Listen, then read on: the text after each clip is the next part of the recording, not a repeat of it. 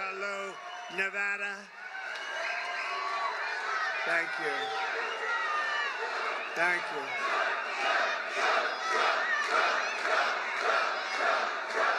you. Well, we won. We won. We won. And it's great to be back in this beautiful city to celebrate the historic first week in the White House. That was definitely historic. And I had a lot of help in winning. Joe Lombardo, your governor, is here someplace. Where's Joe? Thank you, Joe. You're looking good, Joe. Thank you very much. What a group. Look at who you have next to you. How can you fail with that guy?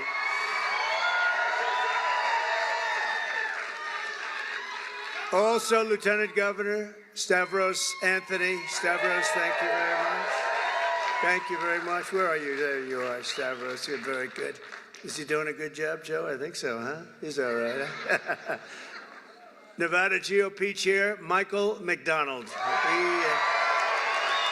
He did something which not a lot of people have been able to do, but I think Republicans are going to start winning the state. You know, typically they don't necessarily do so good. We did really well. We won in a landslide. That's really why I'm here, I must be honest with you. Republican National Committee woman Sigal Chattah. Sigal, thank you, wherever you may be. Hi, Sigal, thank you very much.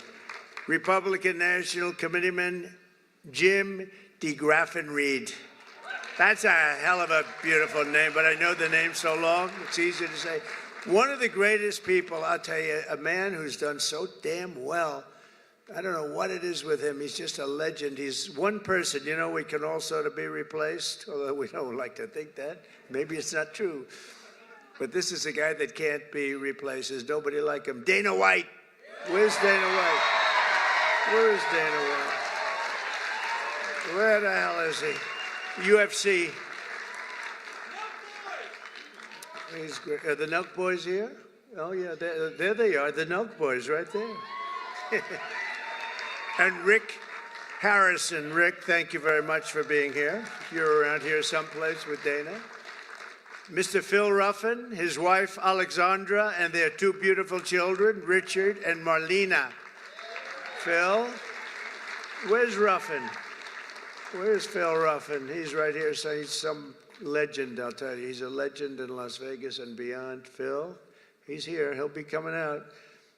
Today we talk about how we're going to end the economic suffering and stagnation and disaster of the past 4 years and create the 4 greatest years in the history of our country. That's what's going to happen. That's what's going to happen. And as I said in my inaugural address, which, by the way, it got the highest rating in the history. That's nice. The golden age of America begins right now, but I have to be honest with you, I'm really here for a different reason. I'm here to say thank you. I went to North Carolina yesterday, and then I flew to see just an unbelievable problem and just a mess in Los Angeles, right? And I said, you know what I ought to do? I want to come to a state known as Nevada. Has anyone ever heard of it? And don't ever mispronounce the name. You're not allowed to do that. You mispronounce the name, you got a problem. You ever see somebody when they say it's Nevada? Nevada? No, they're in deep trouble. I want to come to Nevada to pay my respects because this is the only Republican win of this state in decades, and it was a very big landslide. So.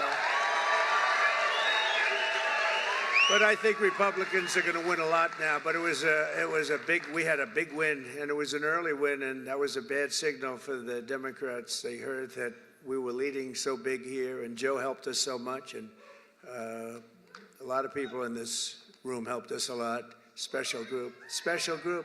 And so I said, you know what I'll do? We're going to fly around it. And I said, let's fly right over it. Let's land, and I'll do something, and I'll just say it. But I want to say it, and I'm almost saying it right here for the media. I just came here because I wanted to thank the people of Nevada for giving us such a big win.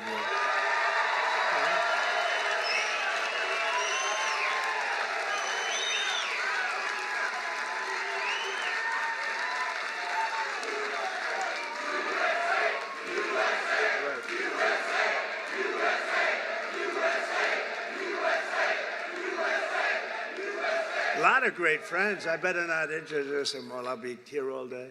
Under our leadership, we're going to defeat inflation, bring down prices. We're going to raise those wages. They're going to go up.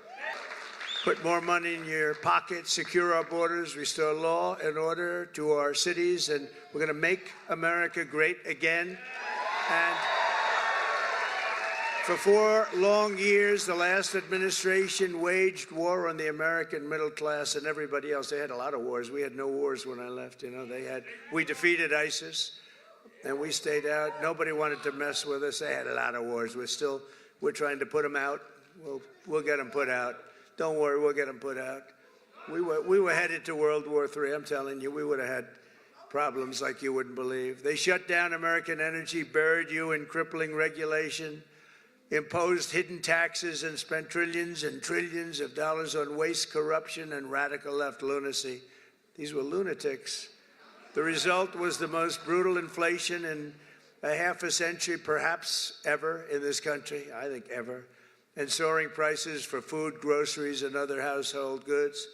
The people of Nevada are now paying nearly $1,200 per month more to make ends meet since I left office. Think of that, $1,200 at least. But since I became the 47th president at noon on Monday, I've been moving with urgency and historic speed to fix every single calamity of the Biden administration that they've created. And this week alone, I took nearly 350 executive actions to reverse the horrible failures and betrayals that we inherited from a group of people that didn't know what the hell they were doing, what they've done to this country, especially the open borders, where they have, think of it, 21 million people came in. Many of them are criminals, murderers. Well, we're getting them out. You see it. You see it yesterday, first day. Our message could not be more clear. America's decline is over. American decline is over. We're laughed at all over the world. Now we're not laughed at anymore, I'll tell you.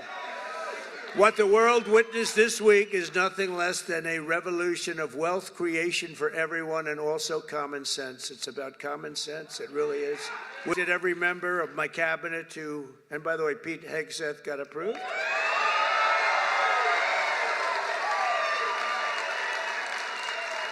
And Kristi Noem just got approved, Governor. She's going to keep it. She's tough. She's a tough one. She's a tough one. And she's going to do a great job. On day one, I directed every member of my cabinet to marshal all powers at their disposal to defeat inflation and bring down the cost of daily life. We want to bring prices down. Too high. They went way up. They didn't come down. I imposed a federal hiring freeze, a federal regulation freeze, a foreign aid freeze. Oh, that's a nice one.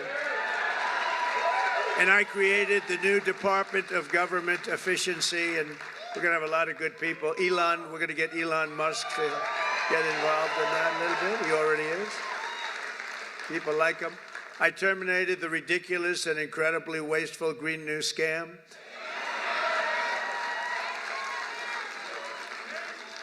Wasn't the environment supposed to eat us up like in 12 years? But that was like 13 years ago. What happened? We're still here. We're still here. Remember, we have 12 years to live. Remember that? Done by somebody that never even took a course on the environment. AOC plus 3. Do you remember those 3? They were telling us about the environment. AOC plus 3. This action alone will save hundreds of billions of dollars of American taxpayers' money. I withdrew from the one-sided Paris Climate Accord. And I canceled the insane and costly electric vehicle mandate, keeping my sacred pledge to America's auto workers. Boy, did we get a big vote with the auto workers, I'll tell you. And the Teamsters, any Teamster in the room? We got a tremendous vote from the Teamsters. Thank you. They're pointing like one guy on it. But they voted for us in the millions. We had a lot of Teamsters voting for us. I withdrew from where we paid $500 million a year and China paid $39 million a year, despite a much larger population. Think of that. China's paying $39 million. They have 1.4 billion people. We pay $500 million. We have Nobody knows what the hell we have. Does anyone know? We have so many people pouring in, we have no idea. We go up, but we're going down a little bit now. You don't mind that, do you? Gonna take some bad ones out. I withdrew 4 years ago, but Biden immediately went back for even more money. I mean, he went back, and they offered me at 39 million. They said, we'll let you back in at 39. So we're going to reduce it from 500 to 39. I turned them down because it became so popular. I didn't know if it would be well received even at 39. But China pays 39 million for 1.4 billion, and we're paying 500 million for 325 million. I don't know what the hell is wrong with these people. And then when Biden went back in, they paid more than we were paying in the first place. They paid more than the 500 million. So they knew they could have had it for 39. They paid more. You wouldn't do that, Joe, right? Now think of it. They know they have a deal at 39, so they went back in at 525 million. What the hell? Man, oh man. It infuriates you, doesn't it? I declared a national energy emergency to unlock energy infrastructure. The United States has the largest amount of oil and gas of any country on earth, and we may be a very substantially enlarged country in the not too distant. Isn't it nice to see, for years, for decades, we're the same size to the square foot, probably got smaller, actually, but we might be an enlarged country pretty soon. And one of the things we're going to be doing is drill, baby, drill. Because that's going to bring everything down. It's going to bring everything down. My administration has also begun the largest deregulation campaign in the history of our country, far exceeding, I had the record for you. We had a great economy, the greatest economy that we've ever had 4 years ago, but this is going to be better. You watch. This will be better even than the first term. And the reason I got elected was because of the first term. Somebody said, what was the reason you got, that's all I did. I just said, well, take a look at the numbers. Take a look at the numbers. In total, the Biden administration imposed $50,000 in additional regulation costs on the average American. I mean, think of this. The average American was paying much more than $50,000. And, just think of it. Nobody can even believe the numbers. I promised to eliminate 10 old regulations for every new regulation. So if we put in a regulation, we have to get rid of 10. That's what I did. Did it 1 in 7. We're going to do 1 in 10 this time, which will soon put many thousands of dollars back into your pockets and the pockets of American families. As a result of the reforms, we've just begun to implement economic confidence, and it's soaring. So this week, Oracle, OpenAI, and SoftBank announced Stargate, a $500 billion investment in AI infrastructure, which is going to be very big for Nevada, I have to tell you, the largest in history, and which will create an estimated 100,000 American jobs. Saudi Arabia just said that they're going to invest at least $600 billion. This is because of the election, by the way. And I have money from liquid gold, right? They got a lot of liquid gold. We have more. We have more than Saudi Arabia. They've got a lot. We've got more. We got more than anybody. We just don't use it because of the environment. These people are crazy. And many other companies likewise are looking to invest, but I don't have enough time to do that. And we have a lot of news conferences. Everybody wants to have a news conference. They're calling up by the hundreds. We want to have a news conference. We're going to invest $12. I said, no, I don't do that. And I said, it's got to be $1 billion or more for a news conference. It's $1 billion or more. Just 2 days ago, because of our tariff plans, Stellantis announced, that's a very good automobile company, the revival of its Belvidere, Illinois plant, saving 1,500 American auto jobs that were previously headed to Canada, along with major investments to expand American auto production in Detroit, Michigan, Toledo, Ohio, and Kokomo, Indiana. Good place. All of these investments are happening only because of our historic victory. And if we didn't win, it'd be just the opposite. They're pulling out. They were pulling out. They were really pulling out. So they would be withdrawing money. Our country was on the verge of some of the very bad things, and bad things were happening.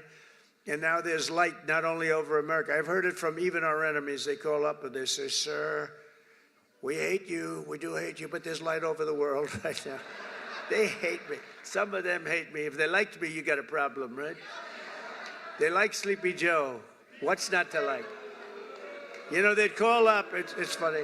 I was told today by one of the big leaders of the world, would call for a telephone call with the President of the United States a year ago. And they'd say, we'd like to speak with, who is this? It's the head of Germany, the head of, it's, name it, the head of France, the name of any country, it didn't matter. He would never pick up the call. They'd say, he'll call you back in 2 months. 2 months. He has a schedule. He's extremely busy sleeping. No. Macron of France, he'll call you back in 2 months. So 2 months comes along and there's no call. They'd say, he didn't call. The stories are, I mean, these stories are not very exaggerated. I want to tell you, they're a little bit for laughter, but, you know, it's only for laughter. The fake news will say, oh, he exaggerated. It was only 1 month, you know. But he'll say he'd call you back, and then he'd never call, and then they could never get him on the phone. And the problem I have is that when I speak to and I speak to them immediately, they'll say, could we speak to the president? Would that be possible? We could do it anytime over the next month. They're so used to this, right? I say, no, I'll pick it up right now. Is he on the phone? Yeah, hello, how you doing? That's what, you know, get it over with, right? Get it over with. The only problem, they were so starved for love from the United States, I cannot get them off the phone. I can't get people, if you can't, I say, I have to go now, King, or I have to go now, President. But you can't get them off the phone. They're starved for love. You know, for years they haven't spoken. They didn't even know we had a president, if you want to know. But under our leadership, America is back open for business, and they have, though. They said, you know, there's like a light all over the world now. It's not just here. We feel the light over our country. Everyone does. But there's a light all over the world. We've accomplished more in 1 week than other administrations have accomplished in 4 years, and we're just getting started. We got rid of the woke. We got rid of the woke crap. What a lot of stuff.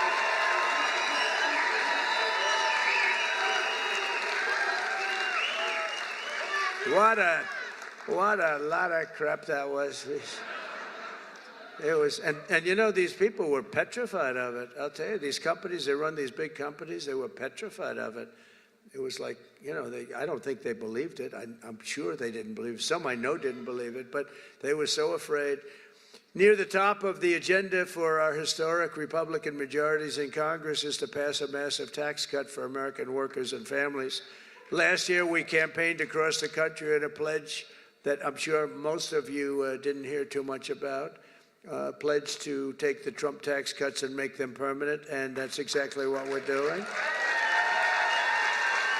In the coming weeks, I'll be working with Congress to get a bill on my desk that cuts taxes for workers, families, small businesses, and very importantly, keeps my promise for a thing called, and I know you didn't hear anything about this, and I'm sure it had no influence on the state, the fact that we won this crazy, massive majority, a state that hadn't been won by a Republican in decades, but I'm sure you haven't heard, but we're going to get it for you. No tax on tips. No tax on tips.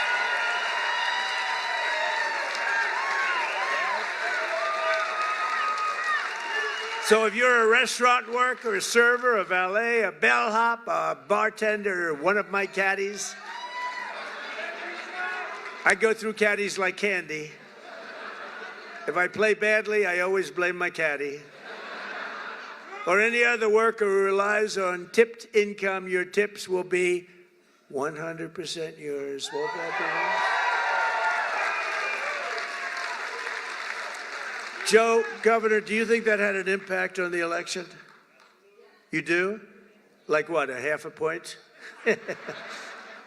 Pretty big. You had an impact, let me tell you. Nationwide, over 4 million workers depend on tip income, including an estimated 700,000 single moms, and it comes from tips. I didn't know that much. That's a lot. You haven't been reporting them for the last 10 years. So here's our deal. We're going to have no tax on tips from now on, but we're going to go after you viciously for all the money you didn't report for the last 10, 15. We're going to go after you for all the money you didn't report for. I'm only kidding. I'm only kidding. I have to say to the fake news, because they're going to say Trump is after all restaurant workers. Many of these workers are some of the very citizens who were hit hard and very hard by the ravages of the Biden economy, which was inflation. When I think of Biden, I think of incompetence and inflation. Not being nice by saying. I'm being nice when I say that. Yet even in the midst of the suffering he created, Joe Biden launched a cruel campaign to extract more money from tip workers, and that's what happened. I'm telling you, a young waitress, I won't say beautiful because you're not allowed to say that as a politician. Used to be you could say a young, beautiful waitress. This was a young, beautiful waitress, but I won't say that because I feel like I want to continue my political career. If you call the governor won't say it. If you call a woman beautiful today, it's the end of your political career, so I won't do it. But a young waitress, I think you can call young. You're probably not even supposed to say young. Probably supposed to say a waitress. But a young waitress came up, and I said, "How are you doing?" And in my restaurant in the hotel in Trump, I said, "How are you doing?" And she said, "Not great, because they're after me so viciously for tips. They just want my tip income, and they don't believe me, and all of this." And she said, "It's terrible. You know, sir, you should have no tax on tips." I said, "What?" She said, "What'd you just say? No tax on tips?" That was about the amount of my consultation. It's true. No tax. I said, "What did you just say? Say those words." Thank you very much. You just won the election for me.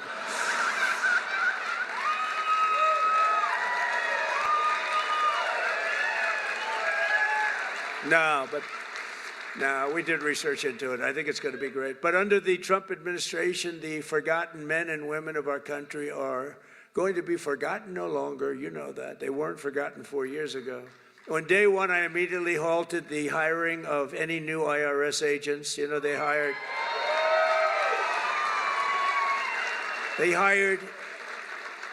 or tried to hire 88,000 new workers to go after you, and we're in the process of developing a plan to either terminate all of them or maybe we'll move them to the border. I think we're going to move them to the border.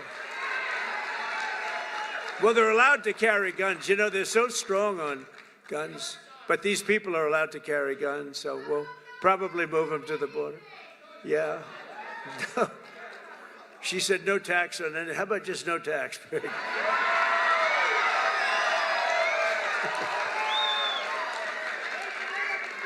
could do that. You know, if the tariffs work out like I think, a thing like that could happen, if you want to know the truth.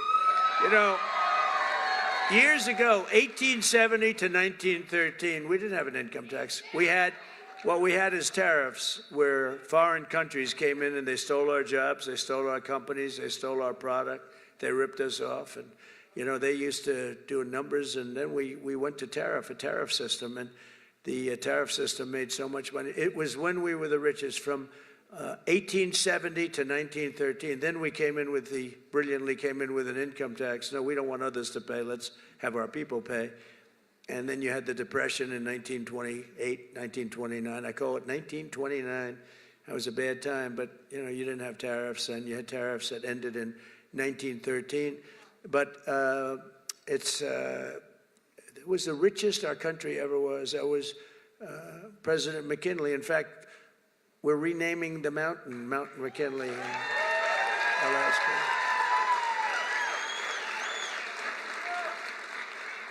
You know what else we're renaming? We're renaming the Gulf of Mexico into the Gulf of America, right? And Mexico, actually, they were thrilled when they heard. They said, "That's nice." A few months from now, when I sign our tax cut into law, we're going to deliver for the tip-earning men and women who make it all work. I mean, it's going to be something very special, I think, for you. It's going to be a big difference. And with us today is Jessica Angiano, an employee here at Circa. This is a nice place, by the way, and I just met your owner. He's a nice man. He's rich, too, very rich. But Circa is very nice, and a hardworking single mother of two with incredible children. Jessica's struggling to pay for medical bills to remove a tumor behind her right eye. She's had some real difficulty, and she's currently saving up for a second surgery, which will hopefully be very successful, while also paying for her children's daycare. Jessica says that no tax on tips would transform her life. It would make such a big difference. So, Jessica, we're going to get that for you. Where are you, Jessica? You around here someplace, huh? Hi, Jessica. Oh, so beautiful. Very nice. It's working out medically good? Everything good? Gonna be good. I think it's gonna, you look fantastic. You look great. Also with us is Lexi York, a 28-year-old cocktail server here at Circa, who's got big dreams of being an entrepreneur. Lexi says that no tax on tips will help bring those dreams much closer to reach, and she's going to be one of the biggest proponents for it. We're going to have a lot of support when we go before Congress very soon to get that passed. Lexi, where are you?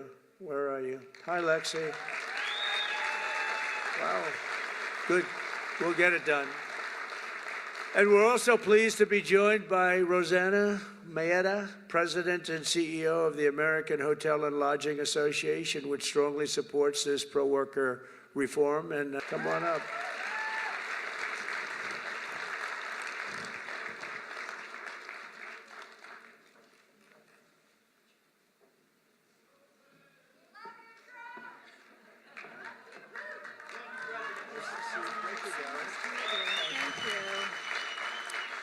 Hello, Mr. President. On behalf of the American Hotel and Lodging Association, I'm so honored to be here today. We represent 30,000 members around the country in an industry that represents more than 2 million hotel workers. And I'm here to tell you that the American dream is alive and well in the hotel industry today. It is still one of the few places where you can have and grow your career, starting a job as a housekeeper or a dishwasher or bellhop, to running a hotel, to owning a hotel or a few, and to even becoming the CEO of a global brand or President of the United States. Mr. President, in 2017, the tax bill that you championed cut taxes for so many working families and American workers. It helped small businesses, hotel of the industry reinvest in the economy, spurring jobs and growing and strengthening the economy. And the no tax on tips builds on that momentum, and so we are so excited to support you in that effort. That's why we're here today. We stand with you to urge Congress to pass this proposal so that more than the 800,000 hotel workers who benefit from these from tips, many who are here in the room today, representing all types of jobs, from restaurant workers to housekeepers to bellhops and so many others, can take home more of the pay that they earn every day. So thank you for having us and for promoting this proposal.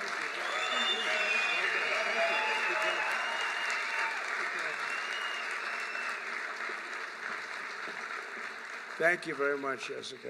Great. After 4 long years, and these were long years of a government that always put you last. They put America last, they put you last, they put everybody last that was associated with us. You once again have a president who's putting our workers first, putting our families first, and above all, putting America first. And we're going to keep America first, and you see it.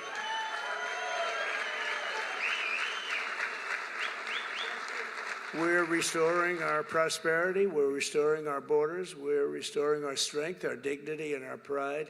We've been hurt badly by this group of people They didn't have a clue what the hell was happening. It's so disgraceful that they were allowed to do it. But quite honestly, we're restoring our country. Within hours of taking the oath of office, I declared a national emergency at our southern border. I sent active duty troops to the border to help repel the invasion. Tom Homan is leading the charge, you know that. We like Tom Homan, right? Doing a great job. We immediately halted all illegal entry and began sending every border trespasser and violator back to the places from which they came. I signed an order that will designate the cartels as foreign terrorist organizations. It's a big deal. That's a big deal. Biden didn't want to do that. No, I don't want to do that. Biden didn't know he was alive. He didn't want to do it. He didn't want to do that. I always wanted to do it, you know? I mean, think of it. Is that a terrorist organization or what? And we began to leverage the full and immense power of federal government and state government and enforcement to eliminate the presence of all foreign gangs and criminal networks bringing devastating crime to American soil. And we don't allow people to enter our country and to dump their prisons into the United States of America anymore. When we see that, our people are instructed to do whatever they have to do. They can do whatever the hell they want to do. Throughout this week, the heroes of ICE have been hunting down and arresting hundreds of illegal alien criminals.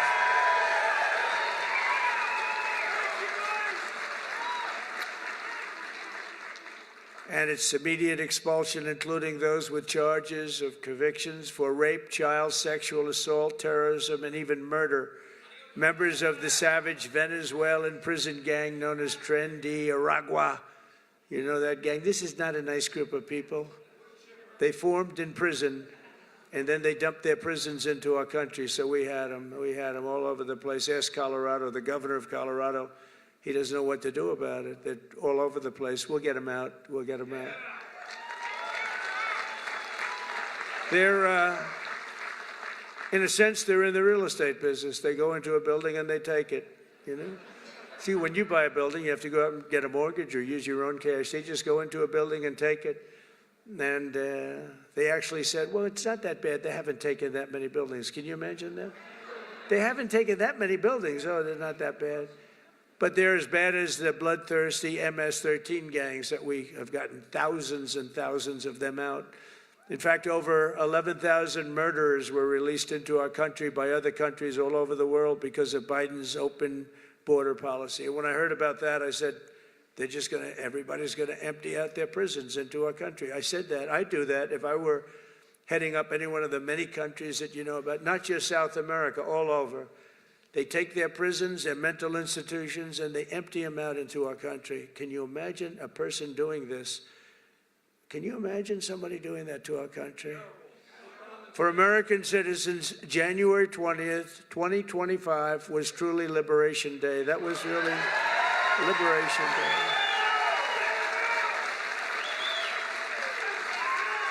This week, I also signed an order to end the weaponization of our government against American people and political people like me. We never had a thing like that. He went after his political opponent. Who would have thought he helped me? I think he helped me get elected, Joe. You want to know the truth? I became much more popular. I'm the only guy that ever became more popular when something like that happened. But these guys were just so inept. We had the guy deranged Jack Smith, deranged. He was a deranged human being. But they thought this way Biden could sneak by and he could win an election, another cheating in another election. That's what it was. But we won. We won. You think that was fun? You think that was easy? It wasn't fun. And investigate all of the abuses of power. I pardoned hundreds of political prisoners who had been viciously persecuted by the Biden regime. Hundreds of people were persecuted, including Christians, pro-life activists, 2 Washington, D.C. police officers just yesterday, whose lives were destroyed from chasing down a dangerous illegal alien criminal. And of course, I was very proud to pardon the J6 hostages.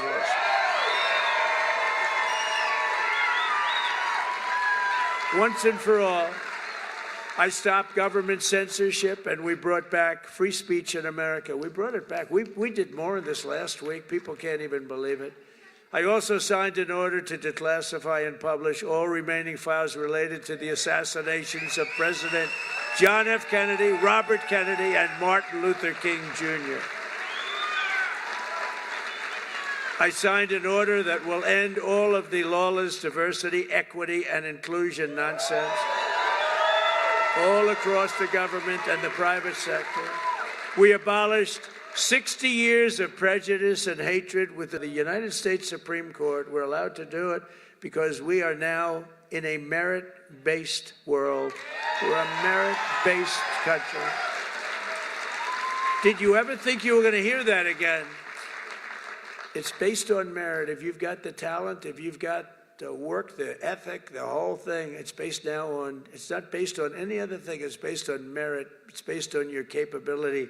The United States has now become, again, based on merit. If you do your job well, you're going to go places. And I made it the official policy of the United States government that there are only two genders, male and female. Male and female.